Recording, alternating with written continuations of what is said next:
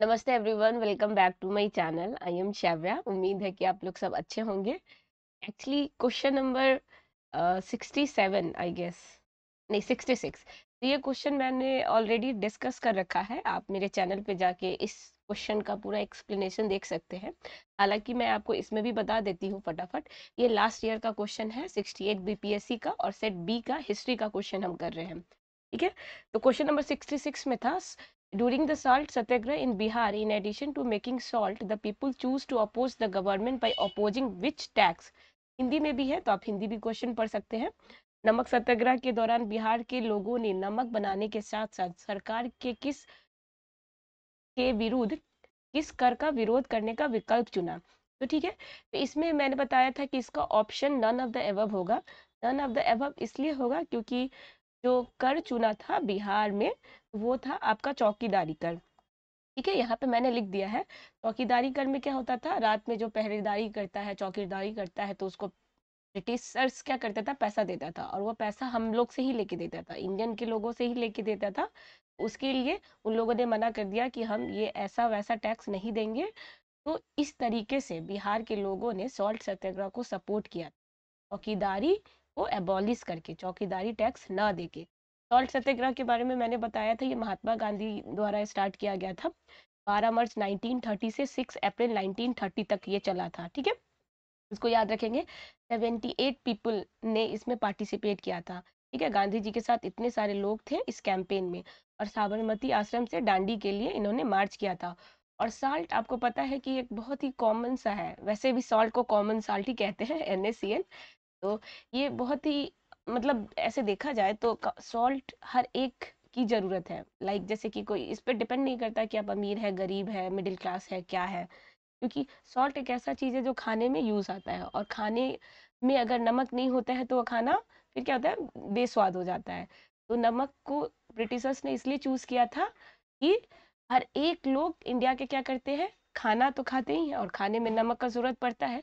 तो उन लोगों ने टैक्स निकलवाने के लिए नमक पे भी टैक्स लगाना शुरू कर दिया था। तो देख सकते हैं ब्रिटिशर्स का कितना इनह्यूमन आप बिहेवियर इस चीज़ से। तो गांधी जी ने बोला था हम सत्याग्रह को क्या करेंगे, का सपोर्ट नहीं करेंगे, हम नमक खुद से बनाएंगे, और खुद से बनाने के बाद इस पे टैक्स भी नहीं देंगे। वही 6 अप्रैल 1930 को दांडी में पहुंच के इन्होंने नमक बना के नमक के कानून को तोड़ा था। ठीक है, 66 क्वेश्चन हो गया। 67 क्वेश्चन है, the elected government of Bihar formed by Shri Krishna Singh resign in February 1938 for which region?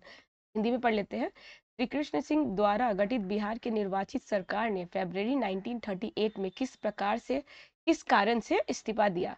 तो देखिए, जो श्री कृष्ण सिंह थे, आपको पता है कि 1935 में प्रोविंस का इलेक्शन हुआ था, जिसको प्रोविंशियल इलेक्शन भी कहते हैं।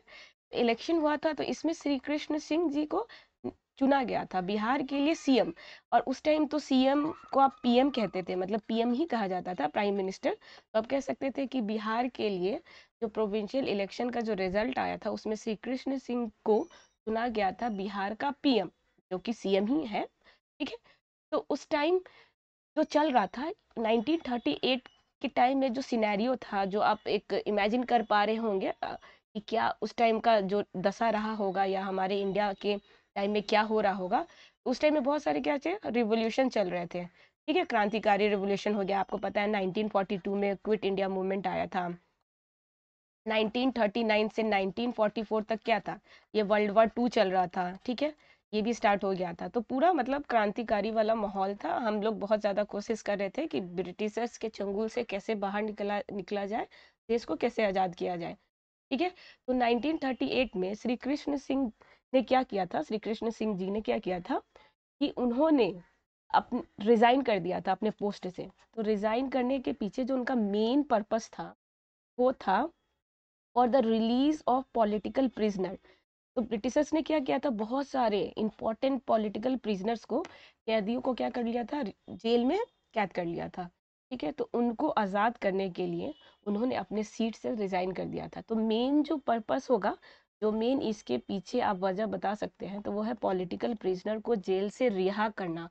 ठीक है, इसमें बहुत सारे बच्चों को बहुत सारा कंफ्यूजन लगा था, और उन्होंने किया भी था more than one of the above, क्योंकि अब अगर ऑप्शंस को पढ़ेंगे तो आपको लगेगा हाँ ये सब वजह हो सकता है, लेकिन नहीं। क्योंकि हर एक मूवमेंट जो शुरू होता है उसके पीछे एक खास वजह होता है। हालांकि बहुत सारे क्युमुलेटिव वजह हो सकते हैं, लेकिन एक खास वजह को रख के उसके आंदोलन को क्या किया जाता है, शुरू किया जाता है। तो इसमें जो श्री कृष्ण सिंह जी ने रिजाइन किया था 1938 में, वो किया था रिलीज ऑफ पॉलिटिकल प्रिजनर को रिहा करने के लिए। ठीक है, जैसे पहला ऑप्शन है satyagraha against the British at the call of Gandhi ji, तो बहुतों को लगेगा ये भी हो सकता है। Participation in the freedom struggle of India, तो ये भी लग सकता है। ठीक है, लेकिन आंसर होगा आपका सी, तो इसको आप याद रखेंगे। और श्री कृष्ण सिंह क्या थे, पहले बिहार के सीएम थे। देश आजाद होने के बाद जो बिहार के पहले सीएम बने थे वो हमारे श्री कृष्ण सिंह जी थे। बहुत बार एग्जाम में आया है, इसको आप याद रखेंगे। Question number 68, who saved the life of Gandhi ji in Bihar during Champaran Satyagraha. मतलब बिहार का पीसीएस का एग्जाम हो और उसमें गांधी जी और गांधी जी से रिलेटेड चंपारण ये पूछा ना जाए, ये ऐसा हो ही नहीं सकता है। और इसको आप भी याद रखेंगे कि आप बिहार में दे रहे हैं पीसीएस का एग्जाम, तो गांधी जी और चंपारण ये दोनों, कहते नहीं है जिएंगे तो साथ साथ मरेंगे तो साथ साथ, ये वाला है। इसमें से क्वेश्चन आना ही आना है, तो इसको आप क्या करेंगे, अच्छे से याद रख लेंगे गांधी जी और चंपारण के बारे में। तो इसमें जो ऑप्शन होगा, ऑप्शन देख लेते हैं, रविंद्र पाठक, बतक मियाँ है, हमीद अंसारी, या more than one of the above, या नन ऑफ द एबव। इसका जो आंसर होगा वो होगा बतक मियाँ। ये जिसका भी क्वेश्चन था उसने सही लगाया था। ठीक है, ये बतक मियाँ होगा। तो देख लेते हैं एक्चुअली इसके पीछे का जो स्टोरी है वो इस टाइप से है। आपको पता है कि गांधी जी 1915 में साउथ अफ्रीका से इंडिया लौटे थे। ठीक है, साउथ अफ्रीका से इंडिया वापस आए थे। और इंडिया में भी क्या चल रहा था उस टाइम, आपको पता है देश की आज़ादी के लिए बहुत सारा मूवमेंट चल रहा था। गांधी जी भी वहाँ पे बहुत सारा, साउथ अफ्रीका में बहुत सारा कैंपेन चला के आए थे और वहाँ पे उनको विजय भी मिला था। ठीक है, ठीक है, तो वो चीज़ सोचे कि अब हम इंडिया में भी जाएंगे और इंडिया के भी मूवमेंट में, इंडिया के फ्रीडम मूवमेंट में पार्टिसिपेट करेंगे। ठीक है, तो सबसे पहले जो इनका पहला कह सकते हैं आप सत्याग्रह मूवमेंट था, वो चंपारण सत्याग्रह मूवमेंट था। तो ये क्वेश्चन भी पूछा जाता है कि गांधी जी द्वारा पहला सत्याग्रह मूवमेंट कौन सा था, तो चंपारण था, याद रखेंगे।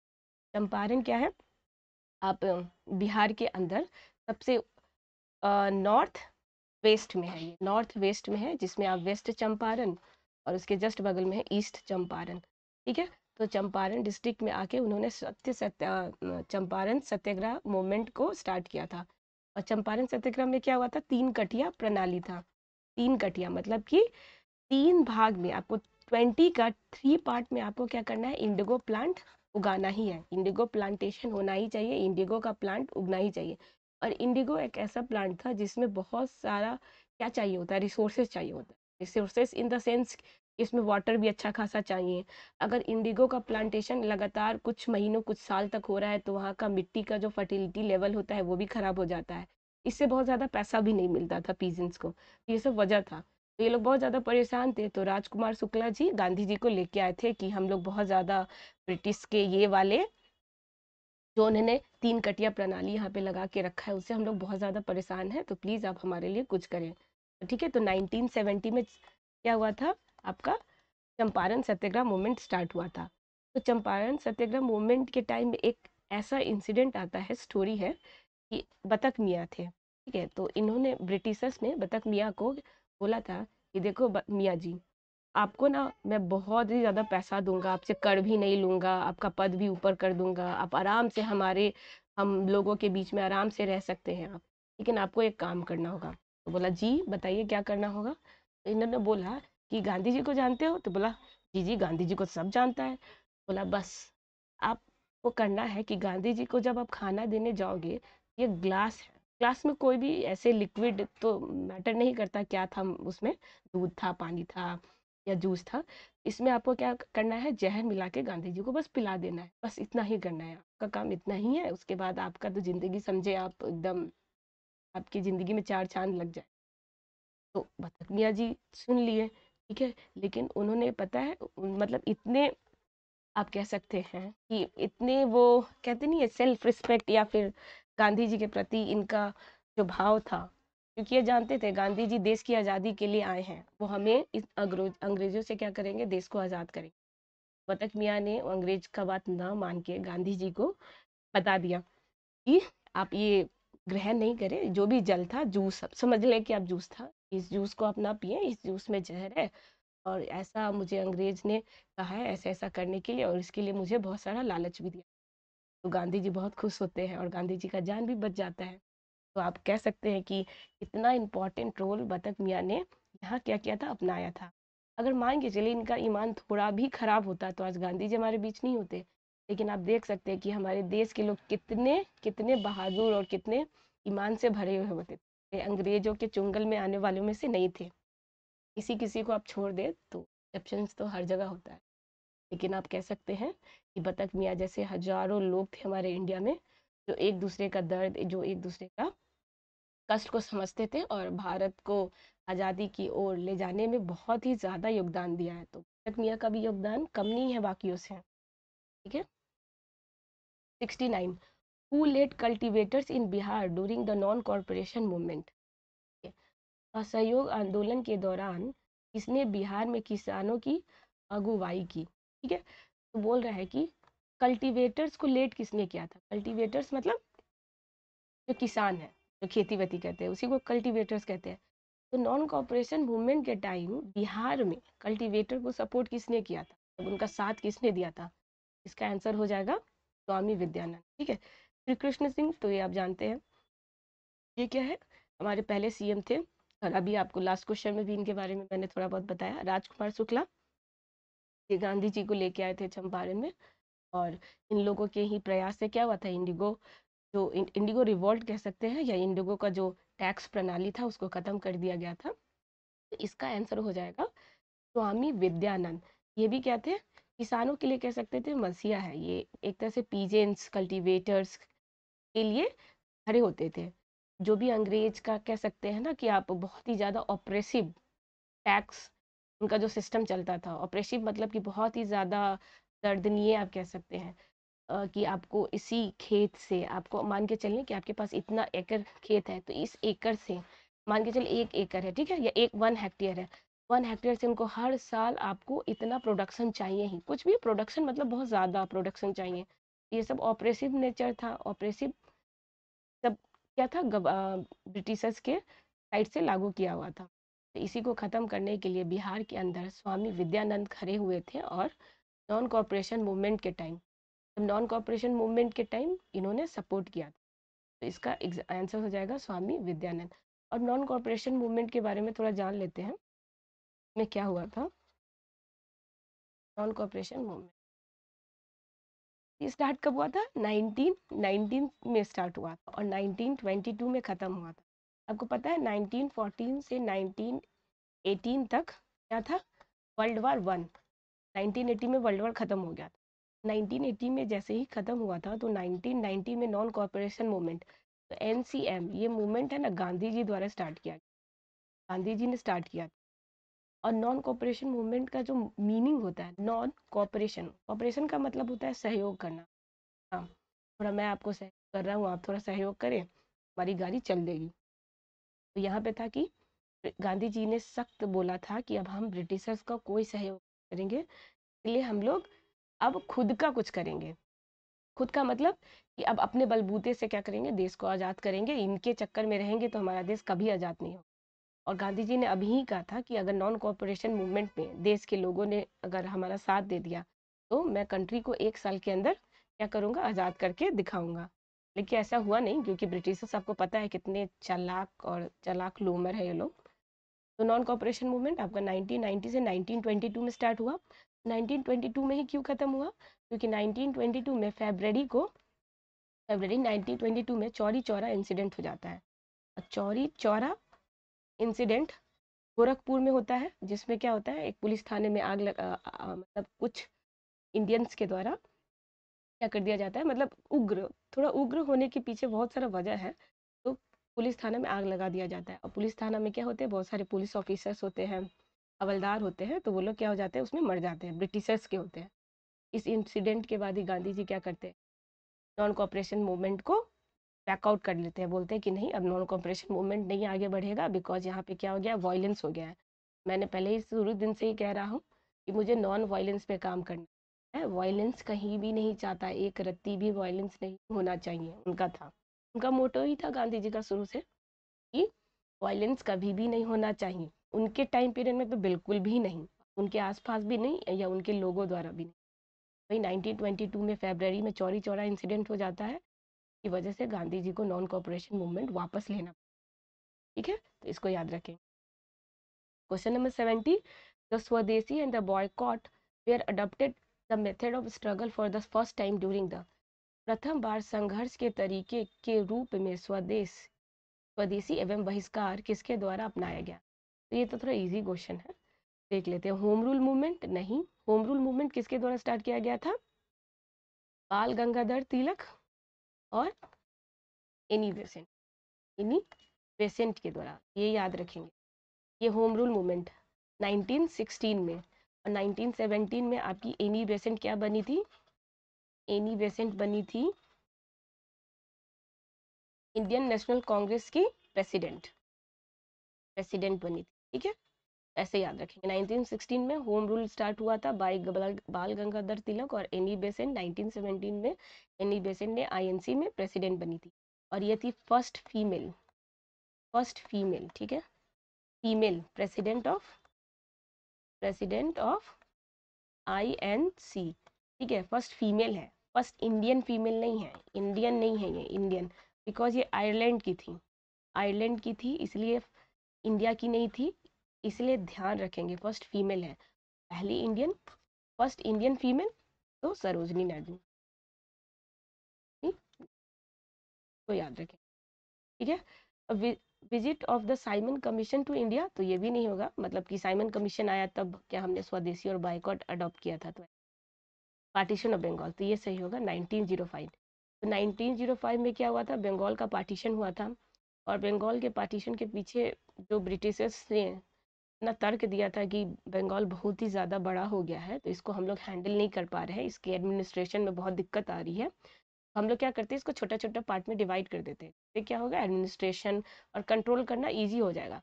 कंट्रोल इन द सेंस ये नहीं कि लोगों का कंट्रोल, हम लोगों के ऊपर उन्होंने जो क्वीन को ये दिया था, अपना जो तर्क दिया था कि बहुत बड़ा हो गया है, तो हम लोग इसको ठीक से संभाल नहीं पा रहे, ठीक से एडमिनिस्ट्रेशन वगैरह नहीं हो पा रहा है, किसी से हम लोग ठीक से हम लोग लोगों को, अपने लोगों को देख नहीं पा रहे हैं, तो हम लोग को बंगाल का पार्टीशन करने के लिए अलाउ कर दीजिए। तो ये किसके दिया हुआ था? कर्जन। हालांकि इसको लॉर्ड कहा जाता है, लेकिन मैं लॉर्ड नहीं कहूँगी, मतलब ठीक है, बुक में लिखा रहता है, ठीक है, कर्जन ही, ठीक है ना। तो कर्जन द्वारा 1905 में क्या कहा बंगाल का पार्टीशन किया गया था। के बाद दो, बंगाल पार्टीशन होने के बाद हो गया था आपका ईस्ट बंगाल और एक हो गया था वेस्ट बंगाल। इसी बंगाल पार्टीशन के बाद ही गांधी जी ने स्वदेशी और बाइकॉट मूवमेंट स्टार्ट किया। स्वदेशी मतलब अभी भी मोदी जी का नारा है ना, स्वदेशी मतलब खुद के देश का, बॉयकॉट मतलब होता है नहीं, बॉयकॉट करना नहीं, मतलब किसी चीज़ को सपोर्ट नहीं करना। स्वदेशी और बॉयकॉट मूवमेंट अभी के टाइम में 1905 में बंगाल पार्टीशन के बाद अडॉप्ट, खुद का बना, खुद का निर्मित हम कपड़ा पहनेंगे, खुद का निर्मित हम खाएंगे पिएंगे बैठेंगे जाएंगे काम करेंगे। हम ब्रिटिशर्स के किसी भी ऑफिस में, किसी भी छोटे पद में, कोई भी उनका स्कूल कॉलेज कहीं भी नहीं जाएंगे, पढ़ेंगे नहीं, खाएंगे नहीं, कपड़ा लता कुछ नहीं पहने। ठीक है, सिर्फ हम अपने भारत में जो निर्मित चीज़ें हैं उन्हीं का इस्तेमाल। Question number 71, at the Calcutta session of the Indian National Congress INC held in 1906 the flag of Swaraj for the India was unfurled by. 1906 में आयोजित भारतीय राष्ट्रीय कांग्रेस INC के कलकत्ता अधिवेशन में भारत के लिए स्वराज का झंडा किसके द्वारा फहराया गया। तो देखें, पूछ रहा है 1906 में जो INC का कांग्रेस सेशन हुआ था, कोलकाता में हुआ था। देखिए यहाँ से 3 आपके क्वेश्चन ऐसे ही बन गए, इसी क्वेश्चन में लिखा हुआ है 1906 INC और कलकत्ता सेशन। फ्लैग सबसे पहले किसके द्वारा फहराया गया था? तो JK गोखले नहीं होगा, एवं भी नहीं होगा, होगा दादा भाई नौरोजी, करेक्ट आंसर। दादा भाई नौरोजी को क्या कहते हैं? ग्रैंड ओल्ड मैन भी कहते हैं। ठीक है, दादा भाई नौरोजी को क्या कहते हैं? Grand old man. तो ग्रैंड ओल्ड मैन कहने के पीछे अच्छा खासा एक रीज़न है, ऐसा नहीं कि बहुत बुजुर्ग हो गए थे इसलिए। ग्रैंड ओल्ड मैन इसलिए कहा जाता है क्योंकि इनका जो इतिहास रहा है, पॉलिटिकल करियर, कहते हैं ना, इनका पॉलिटिक्स का करियर बहुत ही अच्छा खासा है, बहुत ही जाना है माना है। तो ये इनका जो पॉलिटिकल करियर है वो बहुत ही पुराना है, मतलब इनको बहुत ही ज़्यादा पॉलिटिक्स का ज्ञान था, बहुत शुरू से इसी में इन्वॉल्व थे वो, इसीलिए इनको कहा जाता है ग्रैंड ओल्ड मैन। ठीक है। और 1906 में ये क्या थे, कांग्रेस के अध्यक्ष थे, आईएनसी के प्रेसिडेंट थे। ठीक है, प्रेसिडेंट थे ये। ठीक है, ये कहाँ हुआ था, कोलकाता में हुआ, कलकत्ता। ठीक है, तो इसी टाइम इन्होंने क्या किया था, नेशनल फ्लैग को क्या किया था, अनफ्लर्ड। अनफ्लर्ड का मतलब फहराया था। ठीक है, हमारा झंडा ऊंचा रहे हमारा, ये किया था। और 1907 में क्या हुआ था, एक साल बाद, सूरत, सूरत में आईएनसी कंडक्ट हुआ था। और इसी में क्या हुआ था, जो मॉडरेट और एक्सट्रीमिस्ट एक्सट्रीमिस्ट के बीच में क्या हुआ था,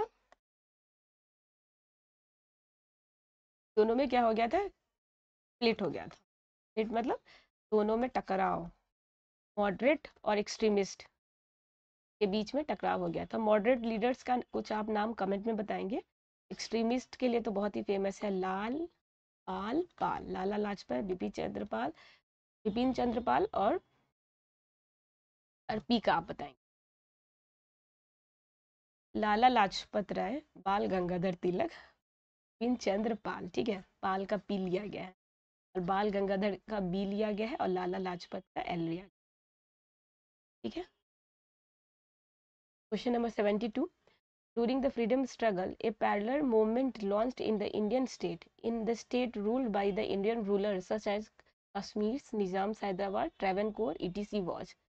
स्वतंत्र संग्राम के दौरान भारतीय राज्यों कश्मीर, निजाम के हैदराबाद, ट्रावनकोर आदि जैसे भारतीय शासकों द्वारा शासित राज्यों में एक समानांतर आंदोलन शुरू किया गया था, उसका नाम क्या है। तो देखिए, ये भी एनसीएम का ही टाइम है, नॉन कॉपरेशन मूवमेंट के ही टाइम पीरियड का ही बात है। तो क्या हुआ था कि पैरेलल गवर्नमेंट स्टार्ट हुआ था।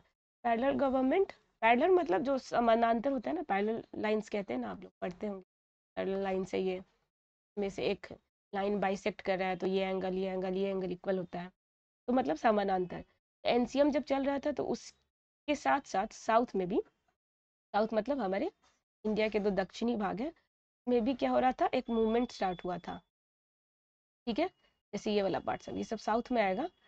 तो उसमें से जैसे कि पूछ रहा है कश्मीर, जैसे कश्मीर तो खैर नॉर्थ में है, निजाम ऑफ हैदराबाद और ट्रैवनकोर, तो यहाँ पे भी एक मूवमेंट को स्टार्ट किया गया था। उस मूवमेंट का नाम क्या है, मूवमेंट का नाम स्वराज मूवमेंट है, स्टेट पीपल्स मूवमेंट है, प्रजामंडल मूवमेंट है, प्रजामंडल प्रजा है, प्रजामंडल मूवमेंट है, मोर, ये नन। तो देखिए, इसका जो करेक्ट आंसर होगा ये प्रजामंडल मूवमेंट होगा। ये जो प्रजामंडल मूवमेंट है, तो ये स्टार्ट हुआ था कश्मीर प्रोविंस में, प्रोविंस नहीं, कश्मीर में, निजाम हैदराबाद में, ट्रैवनकोर में हुआ था। तो यहाँ पे क्या था, इन लोगों का शासन चल रहा था, बिकॉज ब्रिटिशर से इन लोगों का क्या था, साझेदारी था। ब्रिटिशर्स ने इन लोगों को बोल रखा था कि ठीक है, आप आपको अपने राज्य में छोटे से एरिया में राज करना है, करें, कोई दिक्कत नहीं है, लेकिन आपको क्या करना है, बराबर से हमें टैक्स भेजते रहना है। ठीक है, जितना भी टैक्स कलेक्ट होगा वो आपको देना है हमें। आपको अपने जगह पे, आपको अपने एरिया में राज करना है तो आप करें, आराम से करें, लेकिन जितने भी टैक्स कलेक्ट होगा वो सब हमें आप भेजते रहिएगा टाइम से टाइम। तो इन सब रीजन में जो लोग होते थे, जैसे कि ये सब क्या है, एक रीन है, रीन मतलब एक रीजन है जहाँ पे क्या होता है, राजा लोगों का चल रहा है। ठीक है, राजा लोगों का चल रहा है तो यहाँ पे प्रजा भी तो रहती होगी ना। तो उन प्रजा को बहुत ही दिक्कत होने लगा, बोले कि भाई ये लोग तो हम पे बहुत अत्याचार कर रहे हैं, एक तो ब्रिटिशर्स करते ही हैं, एक तो ये लोग भी कर रहे हैं, कर लेना, टैक्स लेना, जबरदस्ती का आपसे वसूली करवाना, आपका खेत हड़प लेना, और भी बहुत सारी चीज़। तो इन लोगों ने क्या बनाया, एक प्रजा मंडल मूवमेंट बनाया। देख रहे हैं नाम, प्रजा मंडल मतलब मंडल होता है ना, छोटा सा समिति, प्रजा मंडल बनाया ताकि क्या कर सके, ये लोग भी एनएमसी को, नॉन कॉपरेशन मूवमेंट को सपोर्ट कर सके और अपनी बातों को दूसरे तक पहुंचा सके और अपने आप को क्या कर सके, इन लोगों से, कश्मीर, निजाम, हैदराबाद और ट्रावनकोर के राजा लोग से अपने आप को मुक्त कर सके। ठीक है, तो याद रखेंगे Praja Mandal movement. Question number 73। Which of the following statement regarding the Indian freedom struggle is not correct. बोल रहा है इंडियन फ्रीडम स्ट्रगल के रिगार्डिंग में कौन सा सही नहीं है। जैसे ही नॉट आए उस पर बड़ा सा बोला, बस ये इतना कंफ्यूज कर कि नंबर तो काटवा ही के ही छोड़ता है। इसलिए जहाँ भी नॉट आए उसको पहले गोला लगा लेंगे, ठीक है। भारतीय स्वतंत्रता संग्राम के बारे में निम्नलिखित में से कौन सा कथन ही नहीं है, सही नहीं है, लेते हैं। Mahatma Gandhi was arrested in the year 1921, तो नहीं, महात्मा गांधी अरेस्ट हुए थे 1922 में फरवरी में, चौरी चौरा इंसिडेंट के बाद, चौरा इंसिडेंट के बाद हुए थे, ठीक है। तो चौरी चौरा इंसिडेंट के बाद इसलिए हुए थे क्योंकि मैंने आपको बताया पुलिस थाने में क्या हो गया था, लोगों ने हिंसा से भरे हुए लोगों ने पुलिस थाना में क्या कर दिया था, आग लगा दी। की वजह से गांधी जी बहुत नाराज हुए थे। गांधी जी ने नॉन कोऑपरेशन मूवमेंट को वापस भी ले लिया था, लेकिन पुलिस को क्या था, पुलिस ने बोला कि आपने बोला था कि ये नॉन वायलेंस होगा, नॉन वायलेंस से भरा हुआ होगा, लेकिन यहाँ तो वायलेंस ही वायलेंस हो गया है, तो आपको क्या करना होगा, अब आपको जेल चलना, ठीक है। इनको जेल हुआ था 1922 में, 6 साल के लिए, 6 ईयर्स के लिए। हालांकि ये 2 ईयर्स में ही क्या हो जाते हैं, बाहर आ जाते हैं, जब इनका तबीयत खराब हो जाता है बहुत ज़्यादा। 1924 में ही ये वापस तो मिला था 6 साल की सजा, इन्हें 1924 में ही वापस आ जाते हैं, ठीक है, याद रखेंगे। दूसरा ऑप्शन है Gandhi ji withdraw from the non cooperation movement due to the Chauri Chaura incident, तो ये एक ऑप्शन देख लिया आपने। तीसरा देख लेते हैं, Gandhi ji gave his first major public speech at Banaras Hindu University, मैं पूछा था नॉट करेक्ट, सही कौन सा नहीं है, तो यही है ना, क्योंकि चौरी चौरा इंसिडेंट के बाद गांधी जी ने नॉन कोऑपरेशन मूवमेंट से वापस ले लिया था, ये बात है, क्या था। गांधी जी ने पहला जो मेजर पब्लिक स्पीच है वो कहाँ दिया था, बनारस हिंदू यूनिवर्सिटी में दिया था, ये भी सही बात है कि बनारस हिंदू यूनिवर्सिटी में सबसे पहला उन्होंने स्पीच दिया था। वो इंडिया में लौट के आए थे 1950 साउथ अफ्रीका, ठीक है। 1960 में बनारस हिंदी यूनिवर्सिटी ओपन हुआ था, जिसमें उन्होंने पहली बार अपना पब्लिक स्पीच दिया था स्टूडेंट्स, आप याद। Question number 74, which one of the following was a journal brought out by the Abul Kalam Azad, ठीक है। तो हिंदी में देख लेते हैं, अबुल कलाम आज़ाद के द्वारा किस पत्रिका को संपादित किया गया था, तो इसका जो ऑप्शन है वो देख लेते हैं, जमींदार, द कॉमरेड, अल हिलाल, मोर, नन, ठीक है। इसका जो आंसर होगा वो होगा अल हिलाल, ठीक है। अबुल कलाम आज़ाद द्वारा जो मैगजीन या जर्नल पब्लिश किया गया था उसका नाम था अल हिलाल, ठीक है, तो इसको याद रखेंगे आप, कॉमरेड नहीं, जमींदार भी नहीं, अल हिलाल। तो अल हिलाल में उन्होंने क्या लिखा था, मतलब किस टाइप का ये मैगजीन था, तो अल हिलाल में ही ब्रिटिशर्स के खिलाफ लिखते थे, मतलब ब्रिटिशर्स जो हमारे इंडियंस पे जितने भी ऑपरेसिव मेजर्स कर रहे हैं, जितने भी हम लोग पे अत्याचार कर रहे हैं, उसके बारे में क्या कर रहे थे, अपने भारतीयों को बता रहे थे, ठीक है।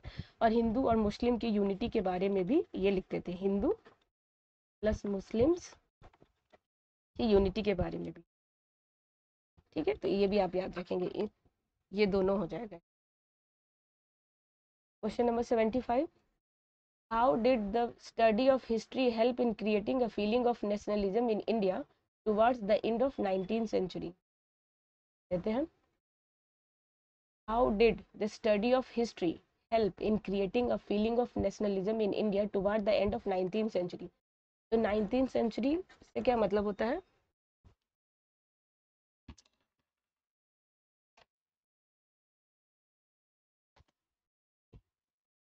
19th सेंचुरी से मतलब होता है, 19th सेंचुरी का मतलब होता है, 19th सेंचुरी का मतलब होता है 1800 से 1899 तक, इसको आप याद रखेंगे। 19th सेंचुरी मतलब स्टार्टिंग का पीरियड और एंडिंग 1899 से, तो ये होता है आपका 19th सेंचुरी, मतलब 1 साल 100 साल आप पीछे जाते हैं, इसमें 100 साल बैक पीछे जाते हैं, वो हो जाता है आपका 18th सेंचुरी। 19th सेंचुरी मतलब 80s वाला पीरियड, जितना भी 80s का पीरियड होगा वो हो जाएगा इसमें काउंट।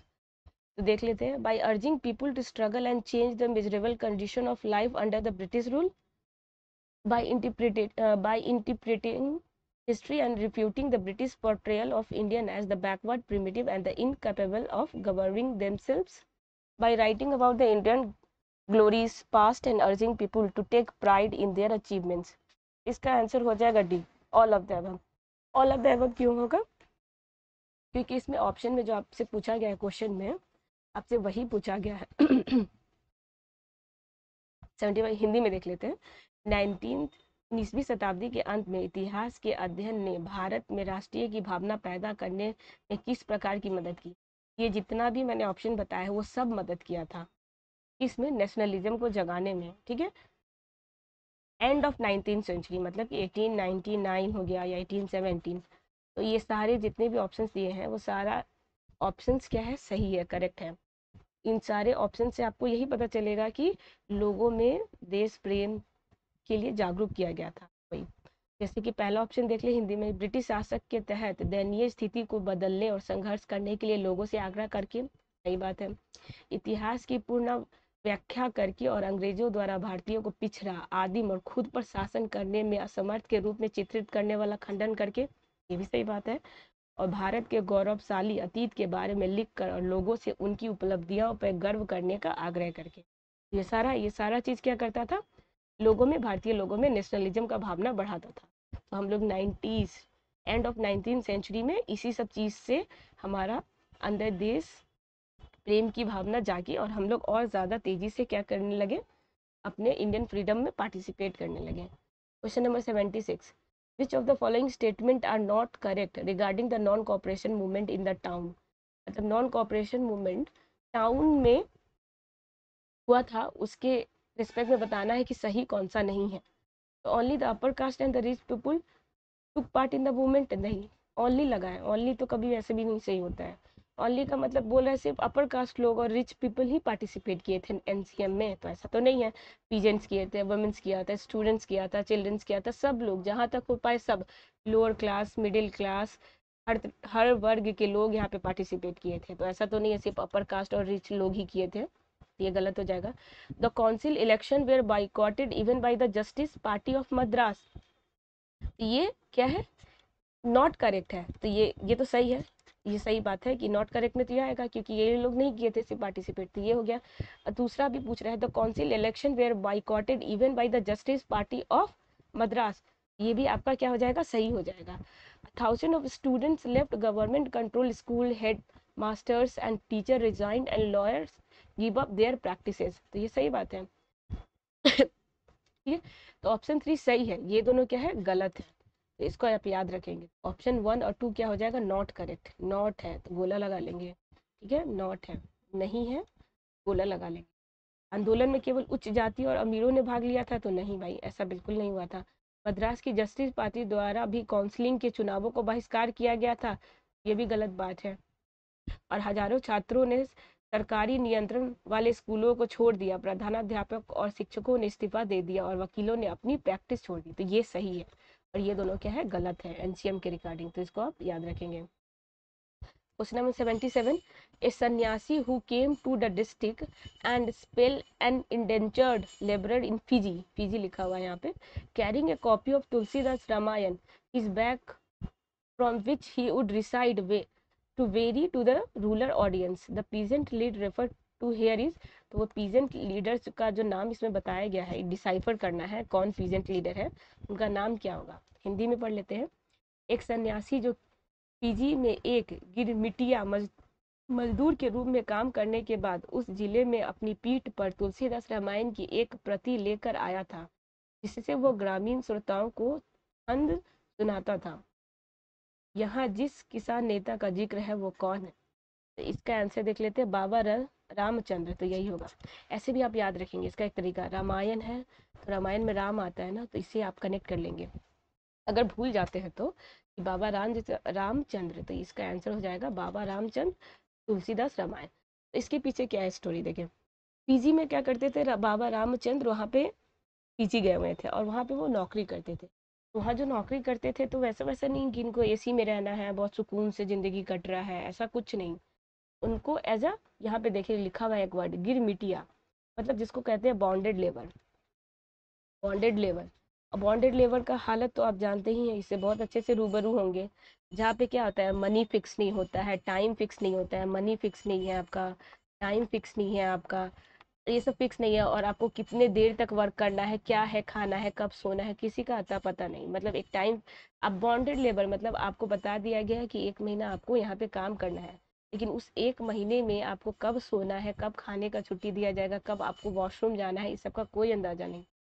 तो उसी चीज़ से क्या थे, ये बहुत ज़्यादा आप कह सकते हैं सताए हुए थे। ठीक है, तो यही जो इंडिया में जब ये वापस आए तो अपने तुलसीदास जी का रामायण लेके उसी में से क्या पढ़ते थे वो, एक कह सकते हैं रिसाइट करते थे उनके एक एक पैराग्राफ को या छंद को, और उसी से लोगों में क्या करते थे, देश भावना जगाया करते थे। लोगों को बताते थे कि हमें अपने देश की आज़ादी में पार्टिसिपेट करना चाहिए, हमें अपने देश की आज़ादी के लिए लड़ना चाहिए। ये बाबा रामचंद्र। ठीक है, 78 who was the founder of All India Harijan Sangh in 1932।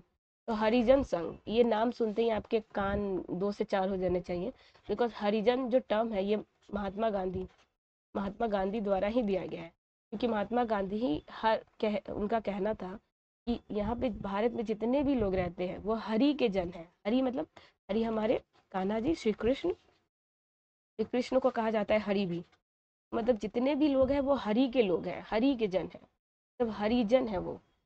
तो क्यों, और हरिजन टर्म क्यों दिए थे इनको, क्यों इतना जरूरत पड़ गया कि हरिजन ही बता रहे हैं सभी को, क्योंकि उन्होंने नोटिस किया था 1930 टाइम में कि यहाँ पे बहुत सारे लोगों के बीच में क्या छुआछूत का मामला है।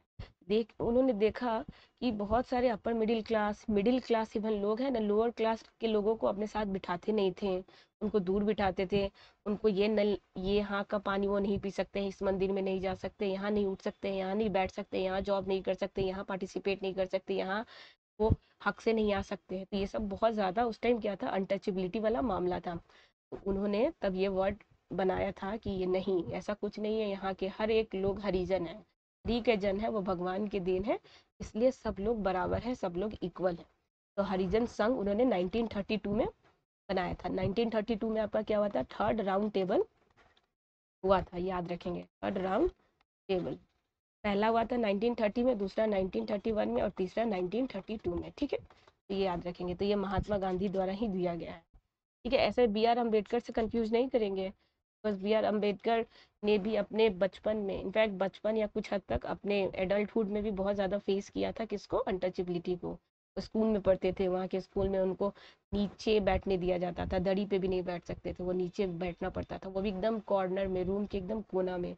वहाँ से उनमें इतना ज़्यादा आप कह सकते हैं ललक था पढ़ने का कि वो पढ़ लिख के बताए इंडिया का कॉन्स्टिट्यूशन लिख दिए।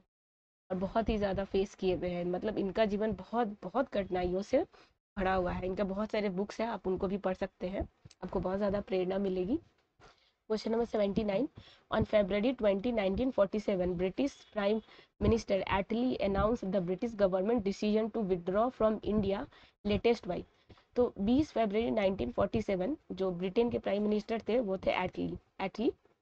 तो उन्होंने बोला था कि मैं जून 1948 तक इंडिया से, मतलब हमारा जो ब्रिटिशर्स है, हम इंडिया को छोड़कर पूर्णतः, मतलब पूरी तरीके से इंडिया को आज़ाद कर देंगे, इंडिया को छोड़कर चले जाएंगे। तो ये था पीरियड जून 1948। इन्होंने ये कब बात कही थी, 20 फरवरी 1947 को, इसको याद रखेंगे। उन्होंने बोला था, ब्रिटेन के प्राइम मिनिस्टर एटली ने बोला था कि ब्रिटिश का जो गवर्नमेंट है जो इंडिया में चल रहा है, वो इंडिया को हम लोग छोड़ के पूर्णतः पूरी तरीके से चले जाएंगे जून 1948 तक। तो ये बहुत इंपॉर्टेंट है, इसको याद रखेंगे आप। 20 फरवरी 1947 को प्रधानमंत्री एटली ने भारत से ब्रिटेन शासन को कब तक वापस लेने की घोषणा की, तो जून 1948। लास्ट क्वेश्चन है ये, हालांकि और भी क्वेश्चन है, वो पार्ट 2 में आएंगे, तो आप उसको भी जरूर देखेंगे। हु एस्टैब्लिश स्वराज दल इन बिहार। तो स्वराज दल बिहार में किसने एस्टैब्लिश किया था, स्वराज दल की स्थापना किसने की थी बिहार में, इसका आंसर होगा श्री कृष्ण सिंह। ठीक है, श्री कृष्ण सिंह के बारे में इसी आप देख सकते हैं कि 68 बीपीएससी में कितना सारा क्वेश्चन सिर्फ श्री कृष्ण सिंह जी से ही पूछा गया, मतलब एक पर्सनालिटी के ऊपर आपके कितने सारे क्वेश्चन थे। तो आपको हर एक इंडिविजुअल क्रांतिकारी जितने भी लीडर्स थे, आपको उनके बारे में पढ़ के जाना चाहिए, बिकॉज आपने अभी खुद देखा है श्री कृष्ण सिंह से रिलेटेड इससे पहले अभी मैंने 2-3 क्वेश्चन कराया है, तो आप इसका ख्याल रखेंगे। तो इसका स्वराज दल का बिहार में किसने एस्टेब्लिश किया था स्वराज दल, तो श्री कृष्ण सिंह इन 1923 में इन्होंने किया था। 1922 में क्या हुआ था, गया में आईएनसी का क्या हुआ था, मीटिंग हुआ था, इंडियन नेशनल कांग्रेस का, जो कह सकते हैं कि हर साल होने वाला जो अधिवेशन था, वो हुआ था गया में 1922 में। तो एक साल बाद ही 1923 में श्री कृष्ण सिंह जी ने स्वराज दल, स्वराज मतलब खुद के लिए, खुद का, स्वराज मतलब होता है खुद का दल जैसा इन्होंने कैंपेन शुरू किया था, मूवमेंट शुरू किया था, या फिर ऑर्गेनाइजेशन शुरू किया था, बोल सकते हैं आप। तो ये हो गया लास्ट क्वेश्चन। उम्मीद है कि आपको समझ में आया होगा। अगर आपको नहीं समझ में आया तो एक दो बार वीडियो देखेंगे तो अच्छे से कनेक्ट कर पाएंगे। मैं मिलूंगी नेक्स्ट वीडियो में। आप इस चैनल को सब्सक्राइब करेंगे, वीडियो को लाइक करेंगे, शेयर करेंगे। जय हिंद।